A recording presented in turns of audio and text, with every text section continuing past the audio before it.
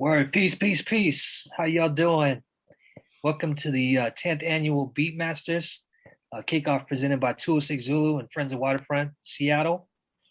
My name is King Chasm at 206 Zulu, and I'm incredibly excited to be here today. We got some really cool things in store for you today, some good conversations centering production and the world of beat making. I'd like to introduce our moderator for this evening. He's a DJ, producer, MC, and educator who's worked on a lot of different things, including a Grammy-winning and nominated recordings with Esperanza Spalding and Terry Lyne Carrington. He has worked with notable hip-hop artists such as Pharrell Monch, Robert Glasper, Larry Jones, and G. Yamazawa. He's most recently created the J Dilla Ensemble and hip-hop songwriting classes at Berklee College of Music, where he spends much of his time as a professor. All right, it's my great pleasure to introduce to you tonight's moderator for this conversation, the one and only DJ Raydar Ellis. How you doing? I'm good, Chasm. Thank you. Thank you so much for having me.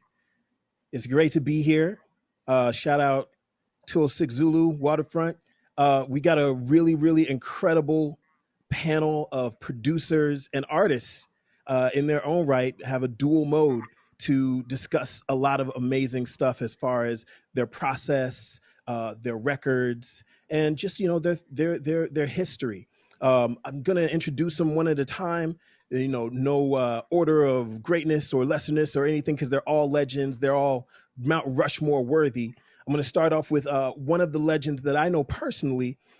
He is steeped in his production game. You may know him from working with notable artists such as Camp Lo, Jay-Z, his own 24-hour karate school, producing for artists like Currency.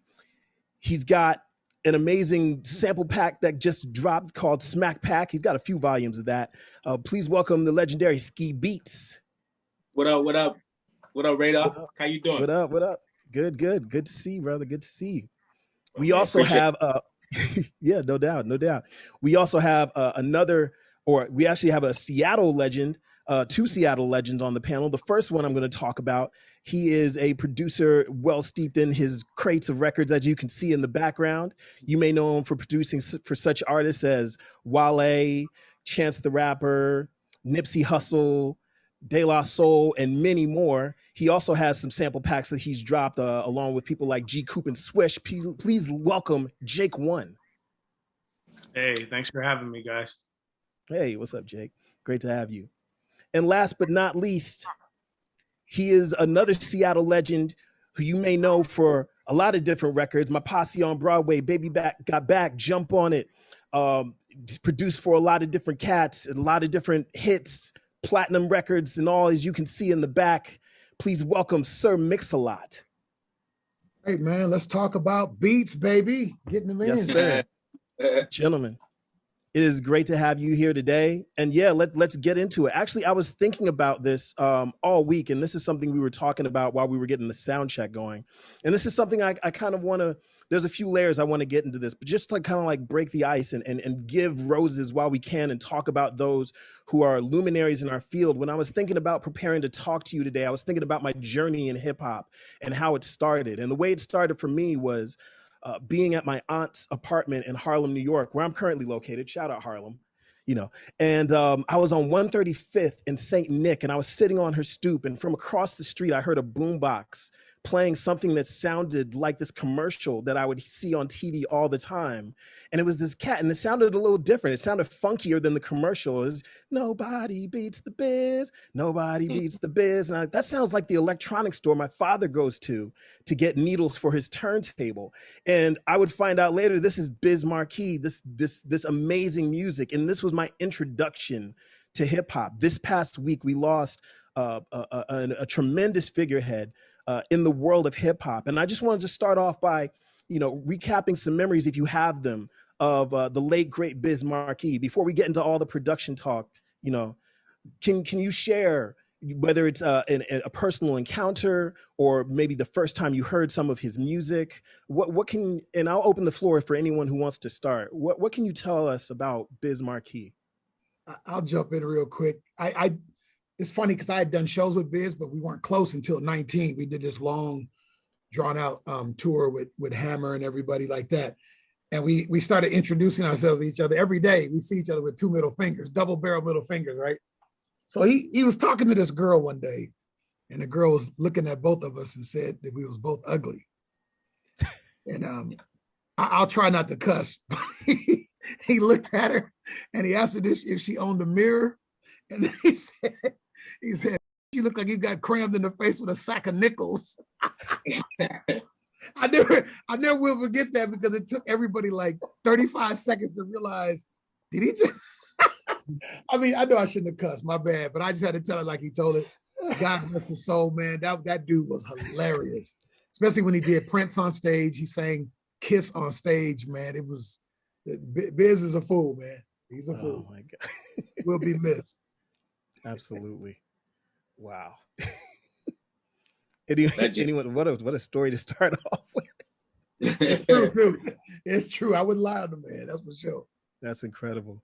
Anyone else want to add on to the stories about Biz? I met Biz a couple of times. I wouldn't say we were like close friends, but he was close with a couple of my friends from Seattle that were like my big homies and really, you know, beyond like just being a fan forever. But there was kind of this thing he started about the Bob James record, the Mardi Gras.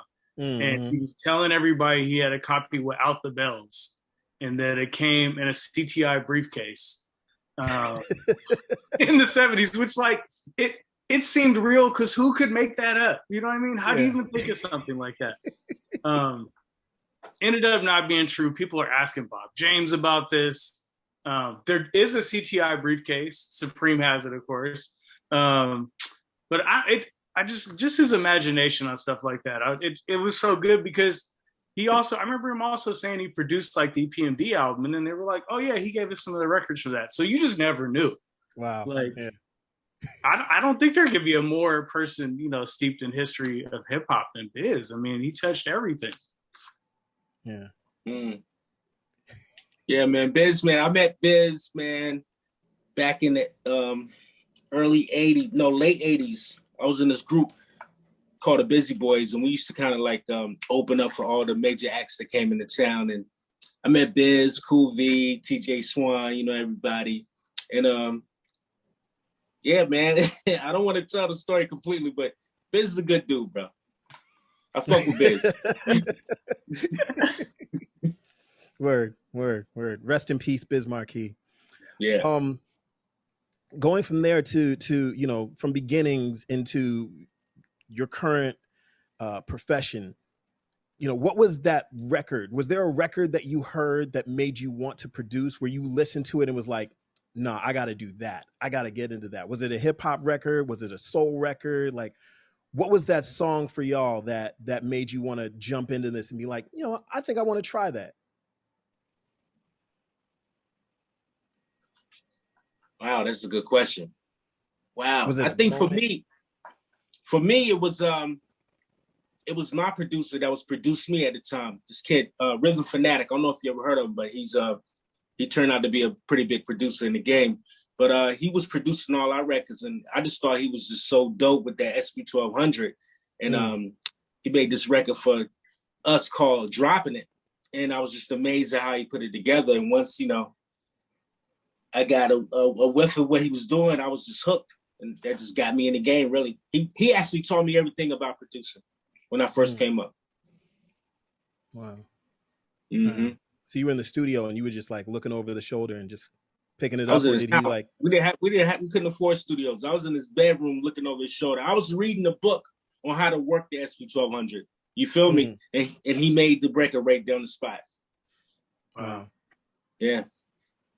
That's dope. It was just dope, you know, to see how he chopped the sample up and add the drums and do the sequences and all that stuff. And I'm like, yo, this is kind of dope, man. I want to do this too. You know what I mean? Yeah. So from there, did you like get it? Did you get an SP1200? Like, did you get the exact same gear or? I convinced my mom to put an SP on layaway. We finally got it out. You know what I mean? Finally got the SP1200 and just started making beats. And, you know, found out I was pretty good at it. And at the time, it's crazy because I didn't even know that I was producing. I thought all rappers just made beats and that's how you did songs. But I didn't know there was a thing called producers and you could get paid for making music, you know? It was real wild. talk. That's real. Yeah. It wasn't YouTube back then. Yeah, for me, man, it's just I remember it well. You gotta remember I'm the oldest cat, the oldest head out here right now on this Zoom. So it's real. Hip hop wasn't born yet, right? So I'm listening to, I remember hearing Cold Sweat by James Brown when I was a little kid, right? Mm. And I always heard staccato stuff, you know, quick hitting stuff. And I remember that, you know, that that kind of stuff. And I was like, oh, I just wanted, there was no drum machine yet. So I just started playing on the table at school, right? And then fast forward, I was what MTV started off. And I remember I was still in high school and I saw this group called Kraftwerk, right? And Kraftwerk, they were doing the song Numbers, right? And I'm like, there ain't no drums. What's that? I'm like, what the fuck is that? Right? So I'm like, I was trying to find it. And I seen they had these little machines and stuff, man, that wasn't even out yet. Next thing I knew, I see this drum machine by Roland called a DR55. It was a Dr. Rhythm DR55. I bought that one. It was garbage. Then I bought the DR110. That was garbage. And then me and my boy, BVS, Baron Von Scratch, ended up getting an 808. I ain't gonna say how, we just got an 808. And, that's about a $1,200 machine. So we ended up with an 808, and that's where, I did a version of Posse on Broadway before Posse on Broadway came out, where I was talking about, the Rainier Avenue. I was just naming all the streets and just didn't even know how to rap. And then I got my first digital drum machine was the DMX. And I got the DMX and I got the chip burner. So I used to burn my own chips. I was into electronics before I was into music. So part of the reason people say you always had a home studio wasn't because I was rich. It was because I could go to studios and get their old tape machines and fix them. And they just give them to me. I fix them, put them in the house. So I had a 2-inch tape machine and I didn't even know how to use it yet, but all I had to do was fix the power supply. So it was that kind of stuff.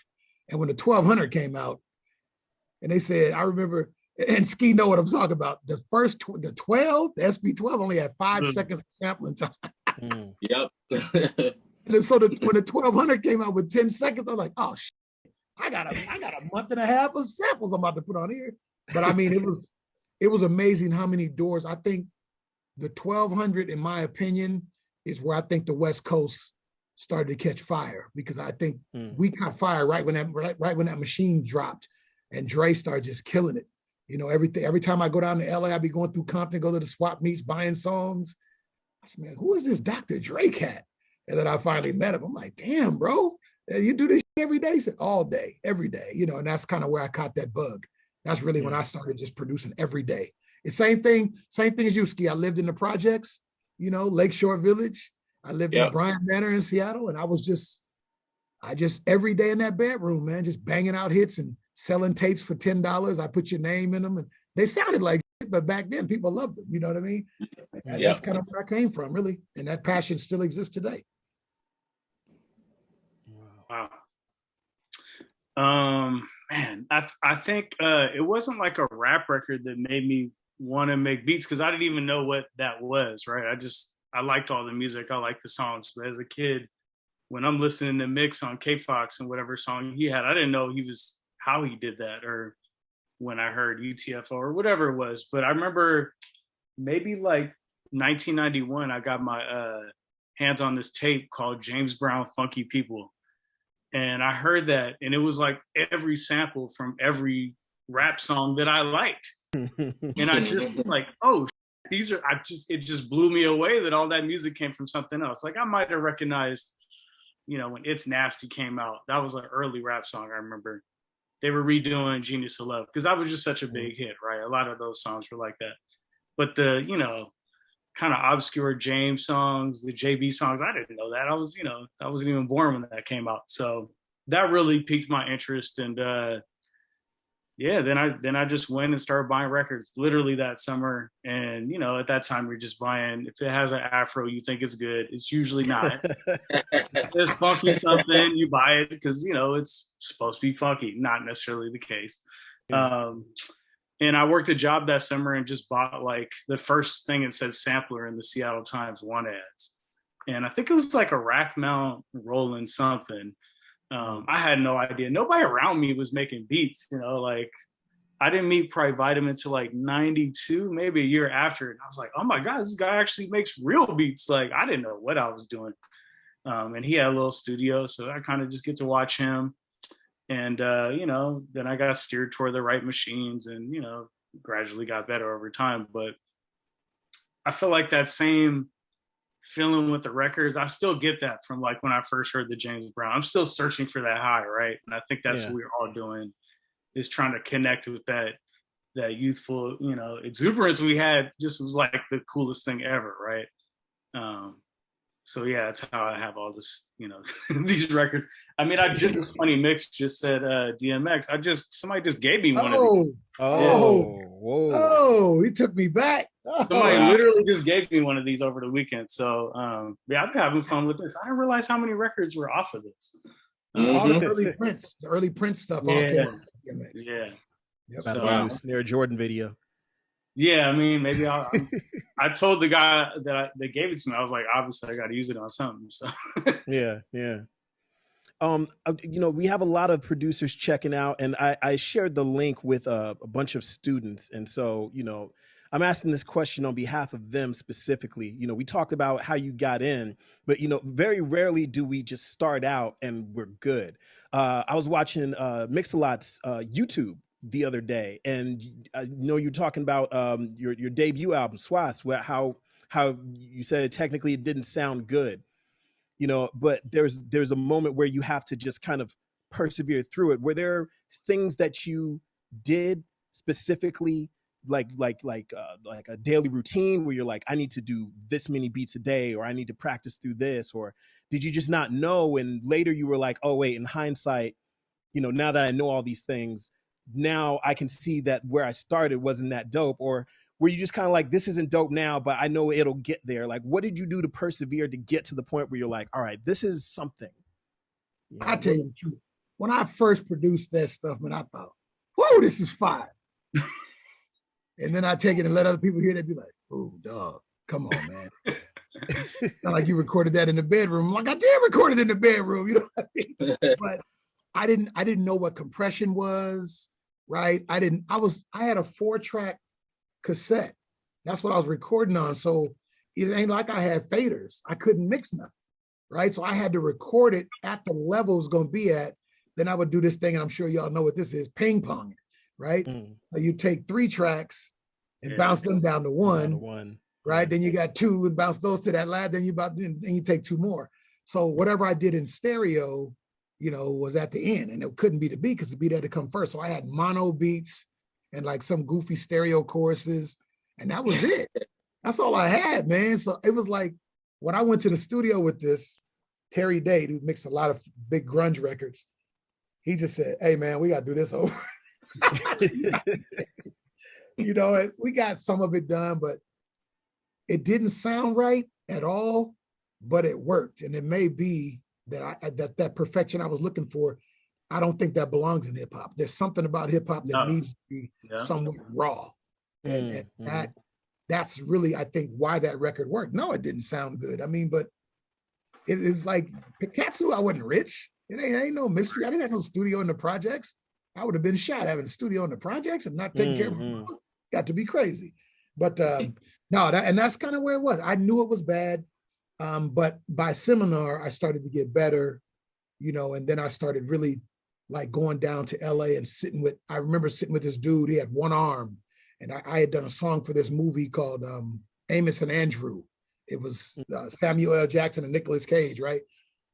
And when I watched him mix, and more importantly, I could see what he was hearing. He would hear something and be like, he'd close his eyes. He's like, I think that guy's on track 4. He's way off. He's playing way off. I can hear him. He's out of tune. I'm like, God damn, how's he hearing that?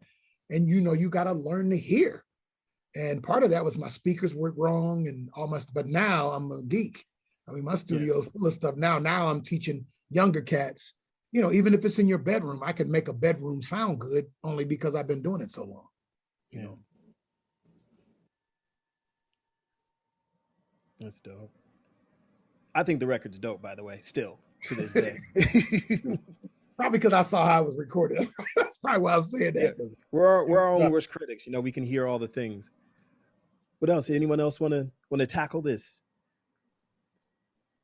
Oh shit! What was the question again? I kind of forgot. I got lost. Yeah, sure. I'll ask it again. What were some of the things that you did to try to push through from your beginning stages to get to a point where you felt like, all right, this is a thing. Now I feel like I'm at a point where this is presentable, or I feel good about this record. You know, because a lot of times when we start off, we're not automatically dope. So, right. You know, how did you push through as beginning producers to kind of stay the course versus just being like, oh man, this is whack, and then just kind of give it up? Oh man, you know, we all start whack. I was the wackest of everybody on the board right now. But let me tell you, what I did was, bro, when you start hearing other cats that's on another level, you get better. I always was searching for somebody that was just on another level with their production. And that helped me kind of, you know, get over the hump of, you know, get out of the amateur arena and get into some, you know, and make some money and do it for real. But, you know, and it was a process. You know, you go through what you go through. You know, the best thing I can say, man, when you really learn your equipment, like the SP1200, we knew it inside and out. You feel me? When you know it inside and out, you can make it do anything. And then you start hearing like a Pete Rock on the SP1200 or a Lars Professor, and you're like, yo, I got to get it right. You know what I mean?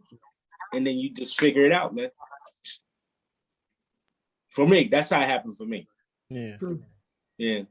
I think for me, the biggest thing that got, you know, made me improve was just making just like honest music homies that like would just tell me like, nah, this isn't it. Or, you know, like my friends were, they were real with me. So, and they would tell me like, a good friend of mine, Samson S, who was like a rapper back in the day. He was a little older than me. And he would tell me like, man, you got a really good ear for samples and drums, but I don't know what, you don't hear like you're tone deaf or something. You don't hear how the music's supposed to go together. Like I would play the wrong bass line, and he'd always be like, you know, you don't want to be one of these guys that's only relying on the records because you'll burn out. And I really took that to heart, you know what I mean? Like, but it's like only certain people I feel like you're going to want to hear that from, people that you look up to. You know, you're not going to want to hear from somebody that's like weaker than you at the music for whatever reason it is. It's even like, for me, I only really like producers that make me feel like I suck. Like I want to hear something like, damn, I got to go back and start over. Like, that's the only way I judge if somebody's good. Like personally, just me. It's kind of, it's dumb, but it's just, I don't know. It's just how I feel it. But yeah, that's, I mean, you know, over time, there's times where I'm surprised by the reaction to things where I'm like, oh man, people really like this. And then I'm like, oh, I better make some more of those, you know, because at the time I don't really know. I'm just doing what I'm doing, you know? Yeah, exactly. It's important to have that ear, you know, that outside person or people that you can play this for. I have a homie who doesn't know anything about music. I have a few homies that don't know anything about music, and I send ideas, beats, whatever to them because they don't know. And so I'm like, I need your untrained music ear because you are more like the world than my friends who are producers, you know. Very true. There's something, and I'm referencing Mix because, you know, I was, you know, your YouTube again, but, you know, you were talking about making records for, you know, people versus other producers. And, you know, there's a beat battle happening tomorrow. Shameless plug. Beat battle going down tomorrow. And, you know, there is a sector of the production community that is totally focused in on making beats for other producers, which I'm not saying is like awful or anything like that, but, you know, it's a thing, you know, and I just want y'all to, you know, chime in and speak to the importance of, you know, the end result of the ear of who you're trying to give the music to. You know, how important of a role does that non-musical ear play in your process of selecting how you make your beats? I'm gonna say this real quick. Artists don't make this work. The people make it work. And I'm gonna tell you, man, I got songs that I thought were horrible that were hits, and songs that I thought were hits. People said, I ain't feeling it. You think Rick Rubin, man, meeting Rick Rubin, like that friend that Jake one's talking about. But I didn't have one of them friends till I met Rick Rubin. I remember I saw LL in the hotel. This is the Sheraton Universal. I never will forget it. He might not even remember it, but he said one thing to me. He said, "You down here to get with Rick Rubin?" I said, "Yeah, I'm gonna sign with him. This is my third album, right?" Mm-hmm. And he goes, "Whatever you do, just listen. So you might get your feelings hurt. Listen." And Rick was brutal. I'm talking about the first take. I sent him a Baby Got Back. He sent it back. He said, it's a fax message. I still got the fax in my other room. I never will get it. Old school. And he said, "This might be the worst Sir Mix-a-Lot I've ever heard." Wow. I was like, oh, it hit. But then he said, "But I love the song." What the hell does that mean? I was like, wait, how did you just say it's like the worst? He said, "But you're trying to be hard in the song," because I was making a serious point about African-American women not being accepted in pop culture. That was really what the song was about, but it was a serious song. He's like, "This ain't gonna fly being serious. It's gotta be wink, wink, nod, nod. And people that get it, and people that don't. I rewrote the song, I made it fast and all that. It wasn't as serious. And we know what happened. So you, like Jake one was saying, you gotta have somebody that's brutally, it hurts for a minute. You're ready to knock them out, but sometimes you just gotta, okay, I'm gonna have to swallow that one. We'll keep it pushing. That's it. Yeah. Yep. Man, ask me that question one more time, brother. I'm sorry. Sure. Like, could you speak to the importance of having that outside ear, a non-musical ear or a steeped musical ear, like Mix-a-Lot is talking about with Rick Rubin, that you can trust to help guide and navigate your choices as a producer? Because for me, I have a friend that isn't a musician, or I have friends that aren't musicians, and they help me whenever I'm working on something because they have a different kind of ear. They have a consumer ear. Yeah. I'm like you, man. If I play something like for my little sister or something, and she says she likes it, I feel like it's pretty good because, she doesn't know anything about music, but she just naturally likes what she likes. She vibes to something. And if it feels right, it's right. You know what I mean? Yeah. Absolutely. Yeah. But I think you were talking about how, like, sometimes, as producers, we get wrapped up in impressing our peers, right? Oh yeah, that as well. Which is totally a real thing. It's like, but honestly, the public could care less. Like, they just care how it sounds, right? They don't care how we got to this place. They just care how it sounds. Right. Yeah, and I think in hip hop, especially underground wise, we have like a tendency to act like these like really popular records are, anybody could just do that, but they can't. That is really hard to do.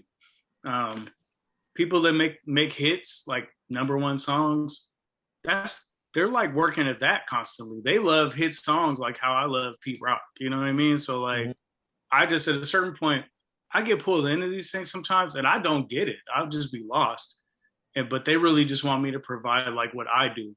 And I've been told that a bunch of times, like, no, don't ever put like anything that you wouldn't naturally do already into this, because we don't have you for that.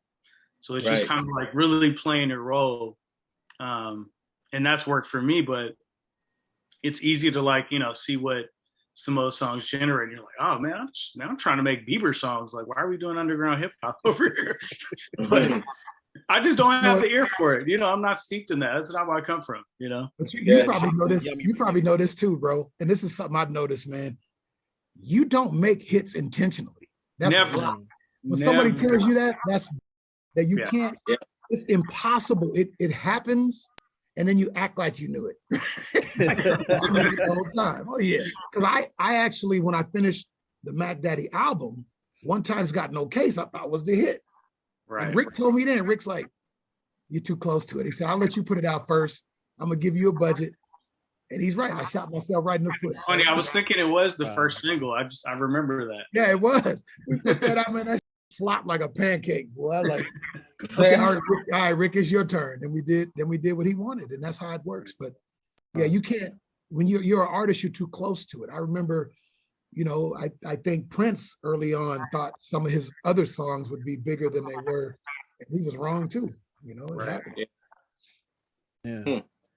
I want to keep talking about and keeping in this lane of working or listening from other people. And I want to steer it kind of a little bit more to in the studio, because a lot of times when we think about the hip hop producer, we think about this lone person who digs in record stores and who brings it back to their sampler or brings it back to their synthesizer and hooks everything up and makes, a beat tape or a file folder Dropbox link, and they send it off to folks. But you all are artists who have released your own catalog, but you've also worked with other people.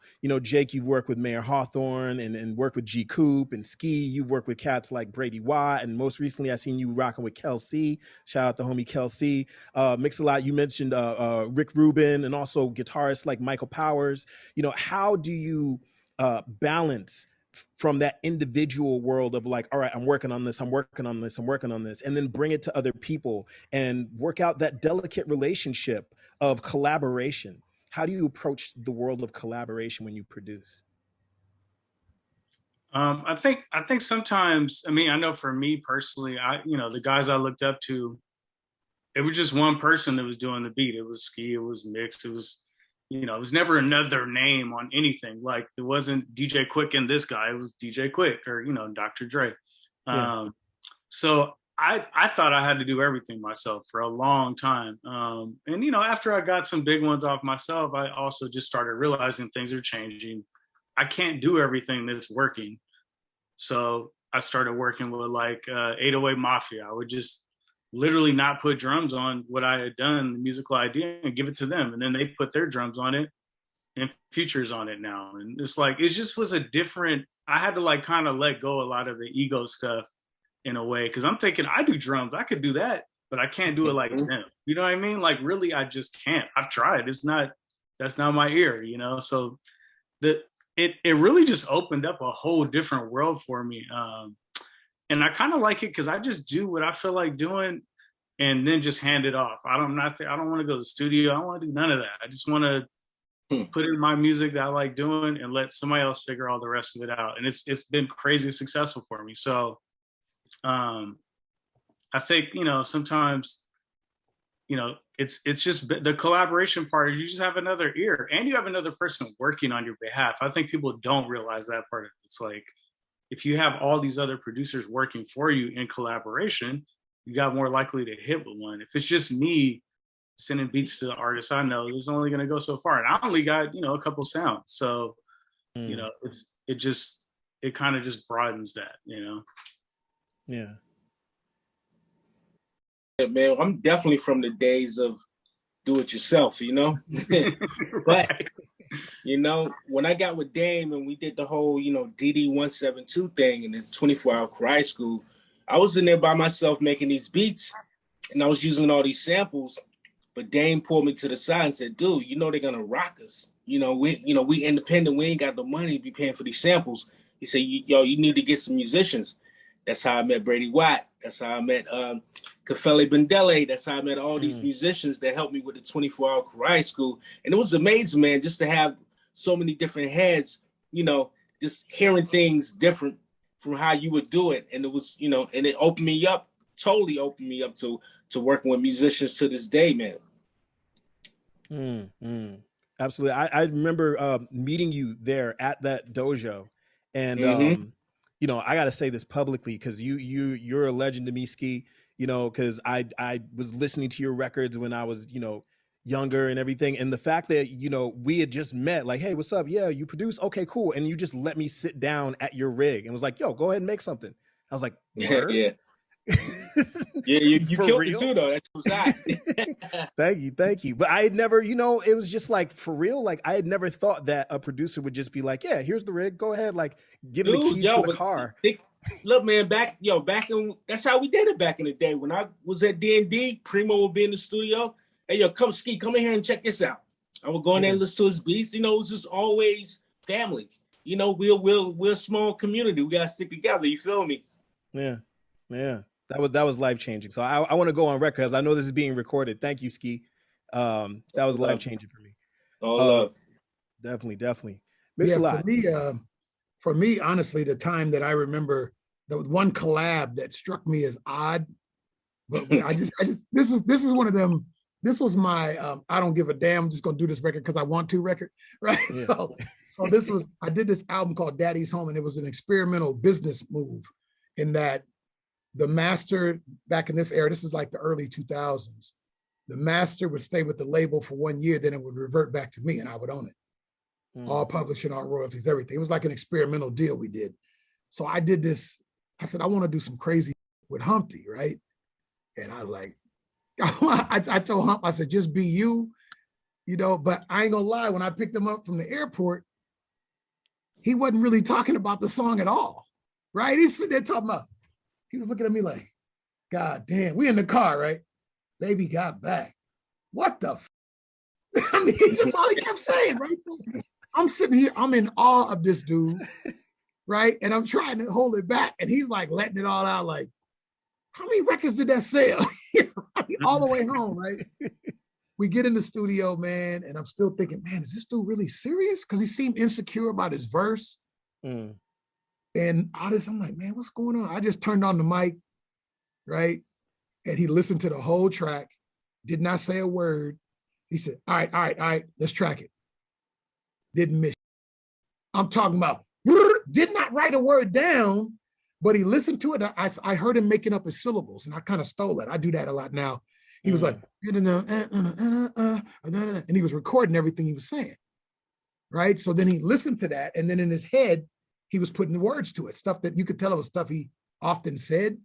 Man, he got done doing that, and I'm like, I'm pulling out my paper. I got my pen and put my fancy headphones on, and he just said, "No," and it was like intimidating. But when I'm recording, you can see him going, "You do this yourself?" He said, "Man, you mixing it too?"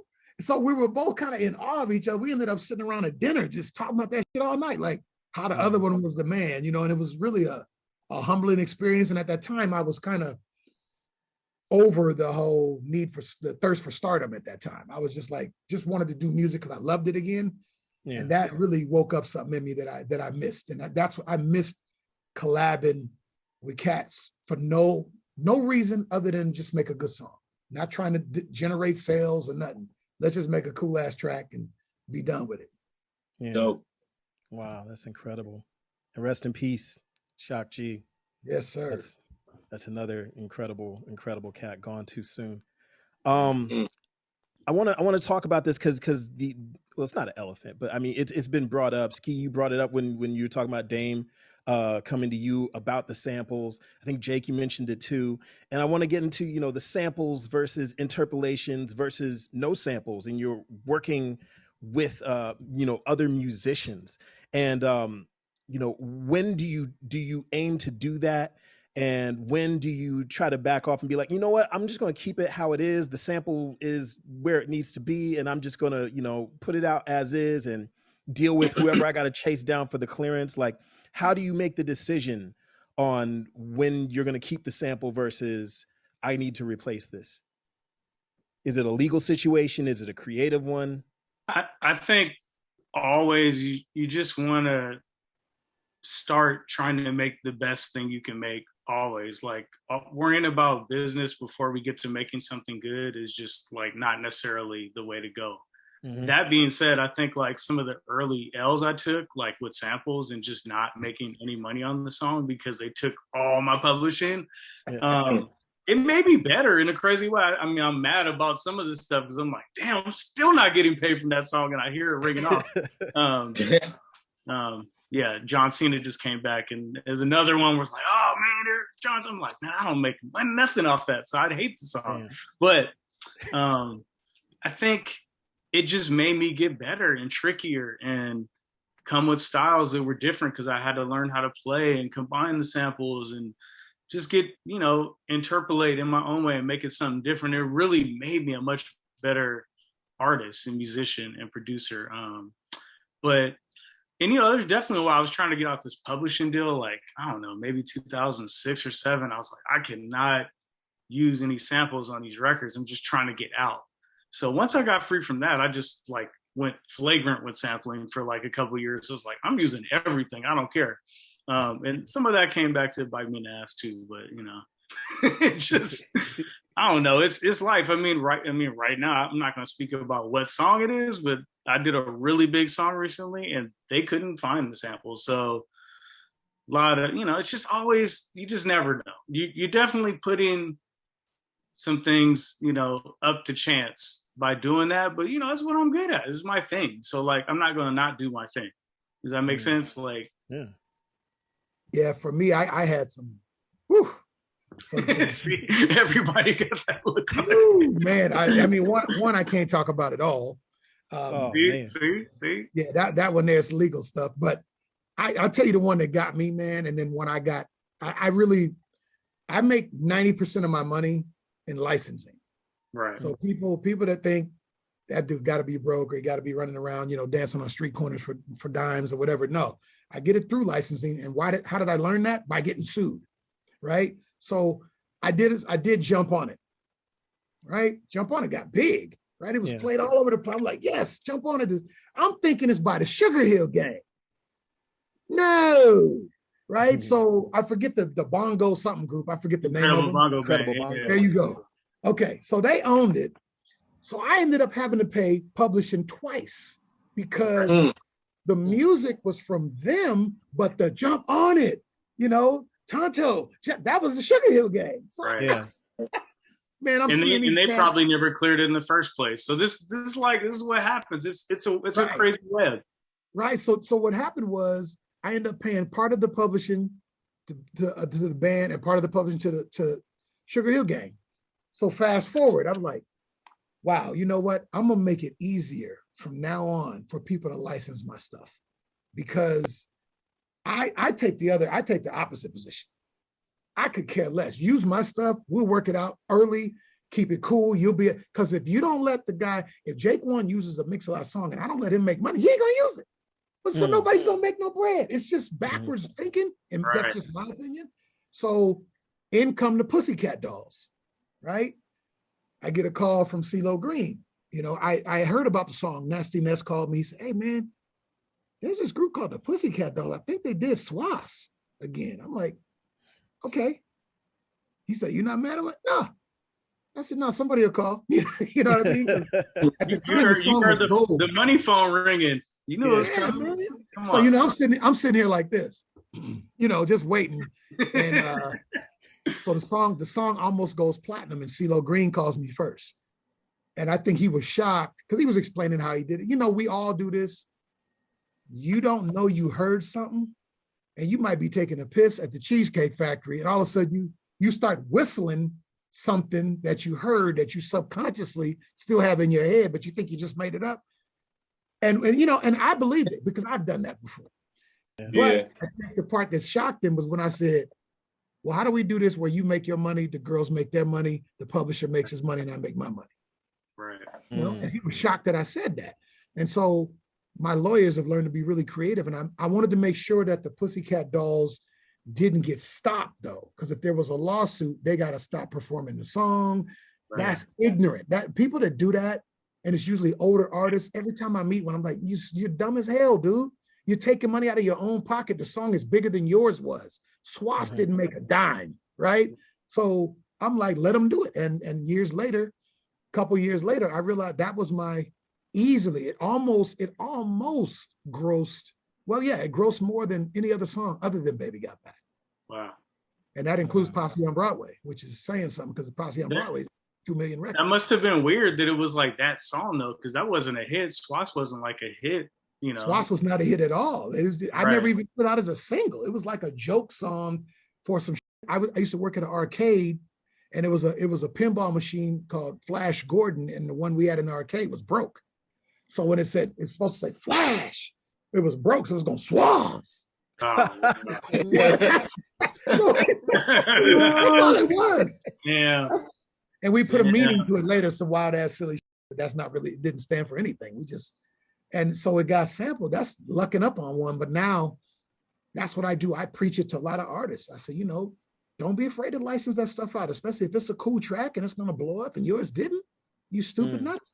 I mean, imagine how much money Prince would have made. He let me use Head on Rapper's Reputation. He let E40. He would only license to you if you owned your own publishing. He didn't want companies taking all your money.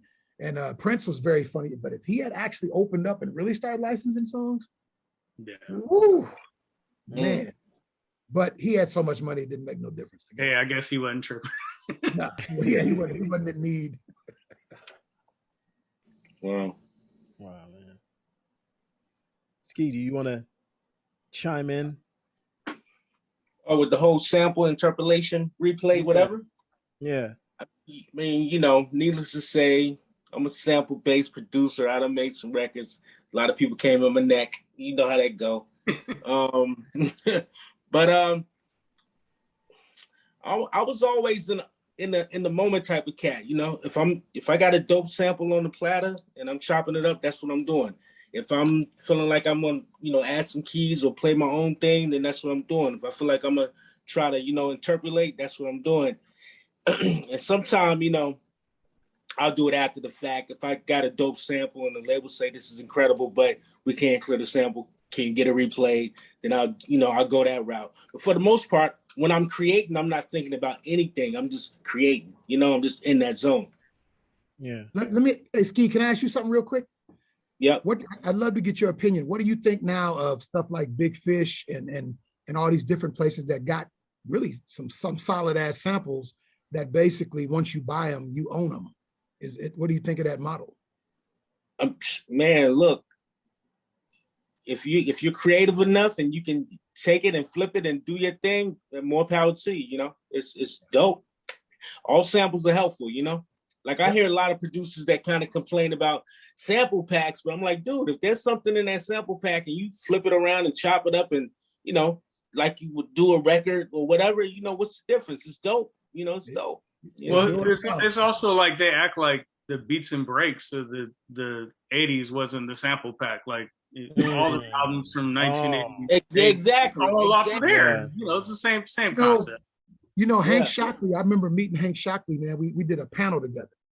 And his thing was, I'm gonna put this shit in here. You see if you can find it. That's what he told me. He said, I'm gonna put this shit in there. If you get it, okay, you got me. I'll take that lick.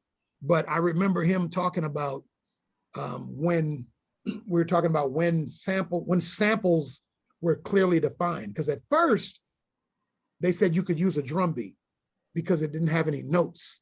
Right. So then that's when they brought up the term sample. Like this is actually lifted off of the record, which is different than the writer's work, right? It's totally different. And when they did that, that's when Shockley kind of backed off. Coming for the master. I mean, there's like people that are trying to sue you over kicks and snares. It's ridiculous. Like, I mean, that's a whole different tier of like nonsense at this point. But can you imagine if Roland sued us over kicks and snares? Right. The dude that made 808s coming for his, like, he's the richest person in the world. Yeah. Be careful sampling that DMX, that DX. It'll come for you. This brings up a really good segue because I wanted to talk about this. Now there are more producers making sample packs and putting these things out. Jake, you have your own with Snare Jordan, and Ski, you have your Smack pack. What made you want to do that? And then how has that changed how you approach production today? Because you're making a bunch of things that you could have kept for yourself, right? But now you're putting it out for everyone to flip. I mean, when I started putting the music ones out, like just the little sample ideas, those were just things I was doing because I got tired of getting sued for samples. So I was like, let me make something that sounds like the stuff I like to use. And then I kind of just let them go to other producers, and that became a whole different, production career for me, basically. When I put the drums out, at first I was like a little weary about that because I was like, I don't want everybody sounding like me, stuff like that. And then I started hearing the beats and I'm like, oh, this does not sound like me at all. It's all in your ear, Mm-hmm. And I mean, I hear my drums on all kind of stuff. I mean, big songs, small songs, all across the board. I'll be listening to a podcast. I'm like, hold on, that's my loop. Like, It's always happening. It's great to me. I mean, I'm not, if a song gets big, then, we come and get a little piece of publishing. But the whole point is why we made these is because, the people owning the 70s samples just got too greedy. So us coming in and getting 25% of a record was fair, as opposed, and it forced us to create a whole new sound. And I was with Frank Dukes when he made all these things. And we were, we were just kind of doing, and it just blew up. And now I think a lot of kids feel like they have a better end to get in the game is making samples, because there's less people that probably can musically make something interesting and dope than just program a drum machine. It's just a higher degree of difficulty, right? So it's been interesting to see it even shift to that, where it's like, I have like people sending me samples all day, every day. And honestly, I don't really use them because I make my own, or like there's certain guys that I feel like it makes sense of what I do. And I also just don't want to make the same beat as everybody. That's just me, because that's just my old school hip hop thinking. But sometimes, I mean, I had a bunch of the Frank Dukes ones before anybody, and I'm like, so I'm just supposed to put drums on these? Like, that's lazy. This is how I'm thinking. I had 0 to 100. My dumb ass didn't use it. So like, sometimes it's like what's in front of you is the obvious thing, and you just need to do it. It's all about making the best record. Sometimes you get caught up in your brain, overthinking it. So, man, let me tell you something. I got to start from the beginning. So, one day, you remember that school Dub Spot? Yeah. Yeah, one day Dub Spot reached out to me, and they said, "Hey, Ski, would you come and talk to the kids about Ableton Live, hip hop, how you make hip hop in Ableton?" I'm like, "Sure." They're like, "Well, we'll pay you X amount of dollars to do it." I'm like, "You know what? Hold that. I want to take one of your classes." So they gave me a year course of sound design. And I always wanted to learn, synthesizers and all this crazy shit. I always wanted to learn that. So they taught me for a year. And the perfect time for me was to apply everything I learned was during the pandemic. And I did it accidentally. I was fucking around with my SP1200 one day, and I made a beat, and I posted up on my page. I said, "Yo, 10 seconds is liberating." I forgot how liberating only having 10 seconds was. It's like, opens up a chakra or whatever. And I said, "I bet you guys can't make a beat using 10 seconds. And the next morning, I looked at my inbox, and there was mad kids' videos of them saying 10-second challenge, 10-second challenge. So I just started posting them up. I said, "Fuck it, you know what? My page is their page. I'm going to post everybody's things." So they just started sending me mad videos. So I just started reposting everything. And then I looked at my desktop, and I had all these little drum sounds that I made, but I didn't have a name for it. So I called it the Smack Pack. And then that's how we started that. Wow. And then I started getting outside producers to, send me, some of their compositions or some of their sounds. And I started throwing their sounds in there too. So we got this whole little community of my sounds, and everybody that follow me sounds is in the pack. It's like a big pack of everybody. You know what I mean? Yeah. That's incredible. And it speaks a lot to how the game has changed, because when I read and saw documentaries and stories about producers going to record fairs in the 90s, and cats were mad at the cat from PM Dawn for going to the record fair and buying all the records. Yeah. And it was like a secretive thing, like, all right, I'm going to dig for this. I'm going to hold on to this record, and only like my closest friends will know this loop and all that. And nowadays it seems so much more open. Cats are openly sharing these files. There are people making records on Twitch, and they're just opening up their DAW, and they're just making the entire beat in front of an audience.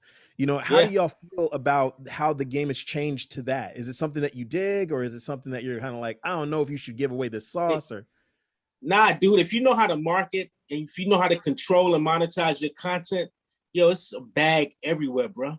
Right. Amen, brother. Amen. And just the way we can connect direct with the consumers and stuff. I mean, when somebody buys your Jordan, it comes straight to my account. It's not like when whatever record I did, and I gotta wait for Interscope to figure out a way to hide money from me, and like all these songs, like it is direct to consumer. So like it's great. I mean, part of me, I don't know. I just be thinking like how long it took us to figure some of these things out. It's like I could just go on YouTube now and figure anything out in a day. I mean, this goes for anything beyond music, but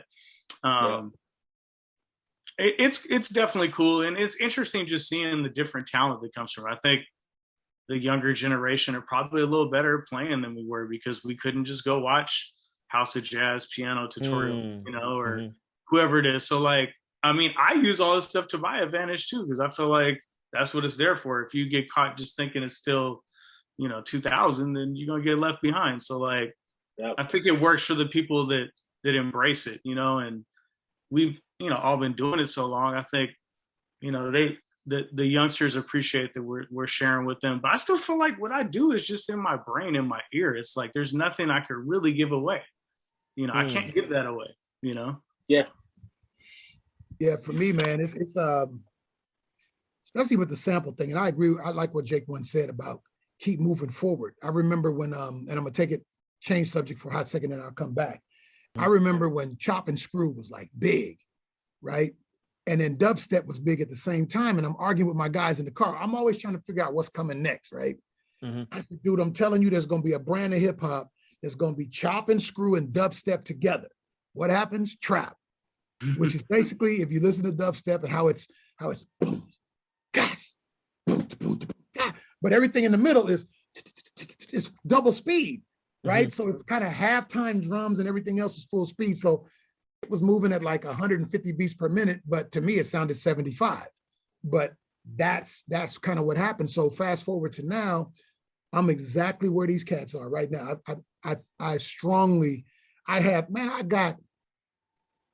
I bet you I got $5,000 worth of sample packs. I'm not with you.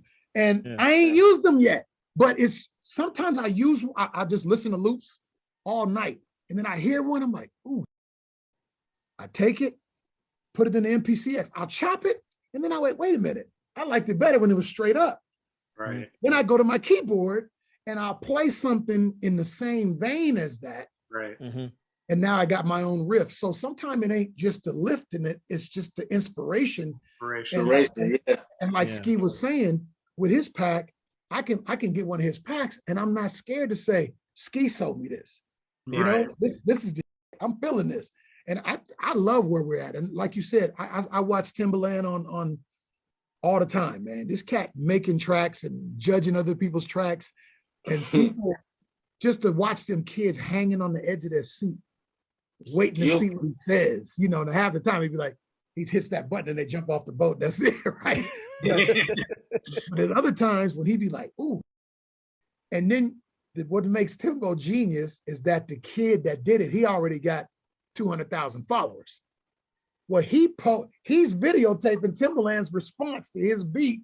And man, it's just, and I love it that we're finding so many other ways to monetize music. And I love the fact that we found a way around, like you said, labels finding ways of hiding money from you, or labels finding ways to shelve your career. Just put it on an ice box and wait till you just die out. And also, let's be real. The one big factor of why I don't really want to mess with another major, owning your masters for 30, 40 years. Whole different game.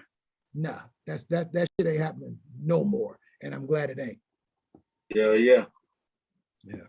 Man, I wish the internet was around when we first came up, boy. Exactly. It's time for the old man in the barbershop talk, right? See, I do and I don't, because I did some embarrassing things when I was a teen and a kid. So kind of glad I missed out on some of that. But yeah, no, I feel you. It would have been incredible. There was a question, and we're about to wind this down, but there was a question, and Mix-a-Lot, you answered it, but I want to give Jake and Ski a chance to answer this as well. This is from Pip Soul. He said, how do you force yourself to learn new creative techniques, especially when in the short term you always get better results by relying on your same old tricks? That's easy, man. I just love to learn new. It's like, you need as many tools in the tool belt as possible. You feel me? So learning is always dope, man. It's always dope. I'm all for it, adding. it's hard when you've been doing beats for a long time, like I think all of us have, because you kind of fall into you feel like you're making the same beat over and over sometimes. And that might be a beat people like, but you just get burnt on it yourself. So like, I mean, I try different machines, I'm adding different keyboards, whatever it is, like just trying to like specifically make something slightly different. Sometimes it comes out the exact damn same. That's the crazy thing. Yo, Jake, how many times have you switched your studio around? How many times have you changed the look? I mean, oh, that's me right there. Yeah, that's what we do. You know what I'm saying? I gotta switch my shit around at least once a month, man. I gotta have a different look. Oh yeah, and I'm not gonna lie. Even just having like, let me see if I can move it. Like these keyboards over here, they probably get used more than these ones over there because it's just closer to the computer. Like it's really no reason but that. So sometimes I just move them purely because of that. So like I have 6 months where I go crazy with the chroma and 4-voice. And then I'm like, I'm so tired of this. And then I'll just move them around. Something I do just to make myself not be myself for a minute is I'll hear something and I'll completely, without using its sounds, I'll completely copy it. Right. I'll finish the beat, then I throw it in the garbage. I don't want the beat. Right. But what I do is I force myself to use another workflow. Right. And then once I get that workflow, I say, okay, now let me bring in some sounds and do shit I want to do.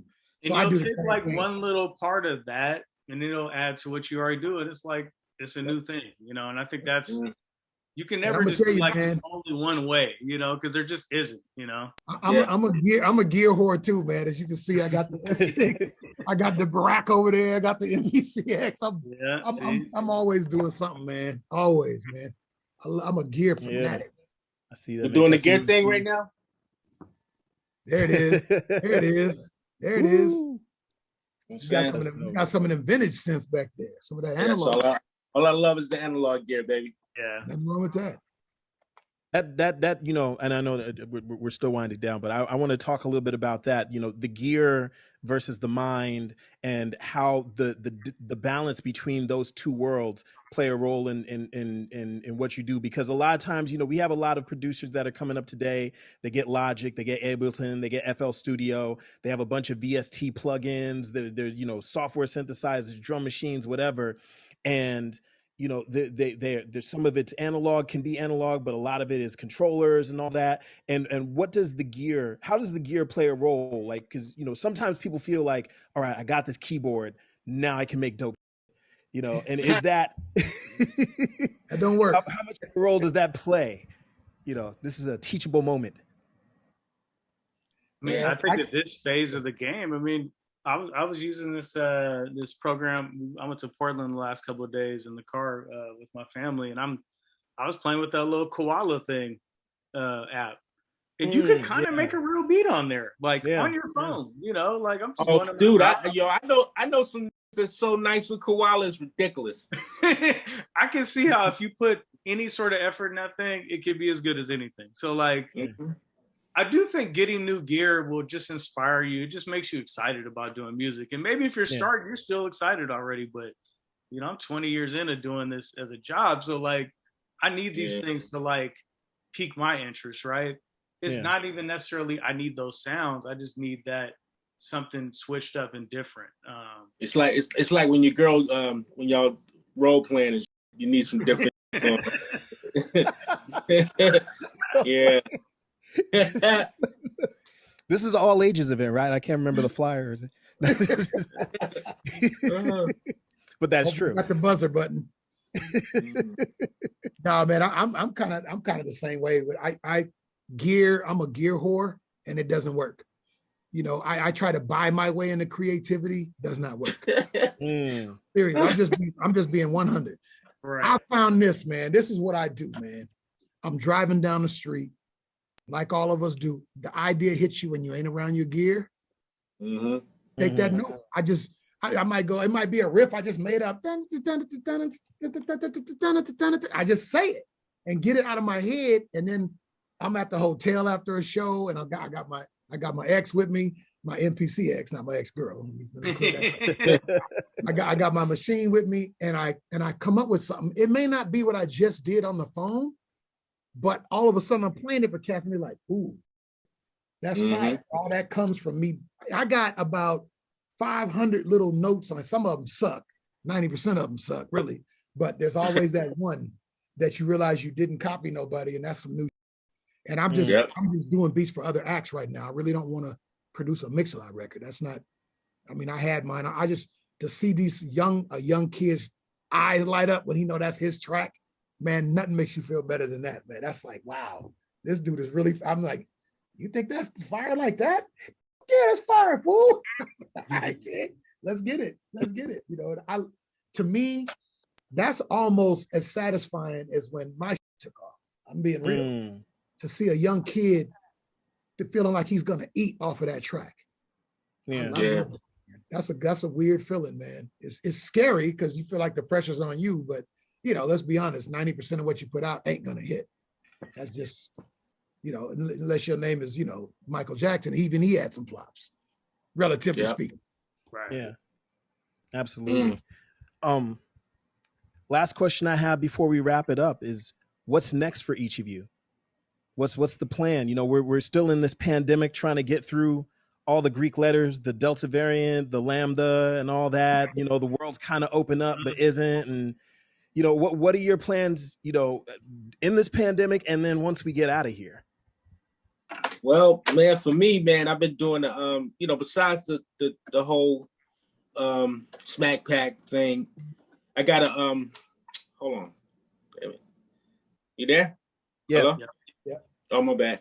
Yeah, besides the whole Smack Pack thing, I got a curriculum. I got a dojo curriculum that's in the school systems in North Carolina. And, you know, it's the perfect time for it because a lot of the kids are learning remotely anyway.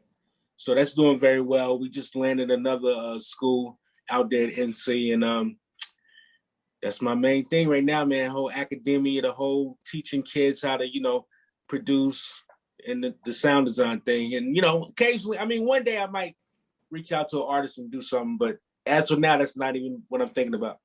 All right. That's dope. Yeah, for me, I talked to a prophet over at Apple Music the other day, and they're talking about basically taking left, right, basically stereo mixes. They're going to start calling that vintage music. So they're talking about everything's going 3D. Real talk. So I'm redoing my studio. I know we just talked about not doing that, but I want to outfit my studio to record spatial audio because spatial audio is about to be the norm because Tidal's getting ready to do it, Apple Music's getting ready to do it, and you know everybody else is going to follow. Wow. And so I bought the Dolby Atmos plugin, and it's going to cost me though. I'm not going to just do it in headphones. I want to do it where people in Seattle, if they want to take their track and make it, people in the Northwest period, they want to take their track and make it spatial audio, they'll have somewhere to go. Because right now they're just putting on headphones doing it. So I really want to do it. It's going to cost about 50 racks, but I think it's a cool way to make sure that at least the locals around here, when they start making tracks and they want to remain relevant in that, you know, technically relevant, I'd love to be able to, you know, change some of this stuff to spatial audio. So that's like a passion of mine right now. What's kind of funny about the pandemic and you know, what's been going on this last like 16 months is, you know, I was in a group that toured a lot. So that was just over. So I finally really just got to be at home and just get back into a routine and making beats like all the time. Or when I felt like it at least. And back to like how I started making beats myself a lot. And so all the stuff that came out this year was kind of a result of that. And, you know, it's been a really good year so far. So it's kind of a trip. I feel like I'm coming full circle because for a minute I'm thinking I'm not really going to be doing beats anymore because all the 808 guys are really the ones running shit. I'm just going to keep throwing music to them. And I don't even want to do beats. And somehow I'm doing beats again. So, but yeah, I got a bunch of big records coming, you know, hopefully. But a lot of good prospects, and you know, it's been a good year. I had a #2 record in the country. I'd never done that before, so now I guess probably not going to get a #1, but you know, you never know. But just, you know, I've just been having fun, man. Honestly, it was like probably the most fun I had making beats in like 10 years. So, and that's what it's all about, baby. I've been enjoying it, like, maybe it's working. So maybe that's also like sometimes that validation. You're like, oh yeah, I am good. Like I do know how to do this. Because I feel like when we're in our room, we're just shooting in the dark a lot of times, right? Mm-hmm. So when you see these songs take off in the world and you hear them, like, oh damn, okay, yeah, let's keep doing that. Yeah. That group that was touring, that was Tuxedo? Yeah. I have a funk group that's kind of like this is another one where I just was doing something for fun. It just took off and we ended up really touring the world like a lot. So I kind of just got out, I wouldn't say I got out of practice in making beats, but I just didn't feel like making beats when I was coming home from wherever far place. It's not like our shows are down the street, they're like all over the world. So just that traveling, it also forced me to get good at making music on the computer though, because this is the only way it was going to happen. But yeah, I don't know. I've been enjoying that part of it, just being home. Word. That's good.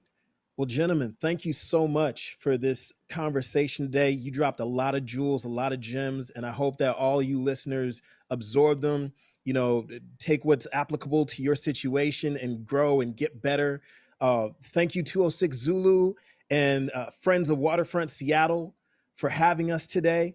Be sure to check out all their music. What are the websites, fellas? Where can they find you online or the social media tags? Mine is just Jake Uno at Instagram and Twitter, and then snaregordan.com is where all the samples and packs and stuff are. Word. Ski Beatz, SKIBEATZ, IG, Facebook, Twitter, everything. Hit the link in the bio. Everything's there. Yeah, mine is one of them is a couple of them kind of messed up because somebody stole them early. The Real Sir Mix-a-Lot on Instagram, The Real Mix on Twitter. Everything else is Sir Mix-a-Lot. But if you type in Mix-a-Lot, you'll find the fake, and that'll help you to find me. Because when you see this, you'll be like, damn, that ain't him.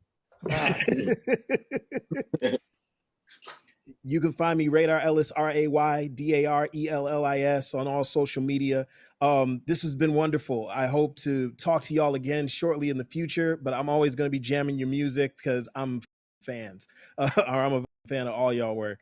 Sorry for cursing if there's some little kids up listening. And that's it for our panel conversation. Be sure to tune in tomorrow for the beat battle. It's going down, Beatmasters 10-year anniversary.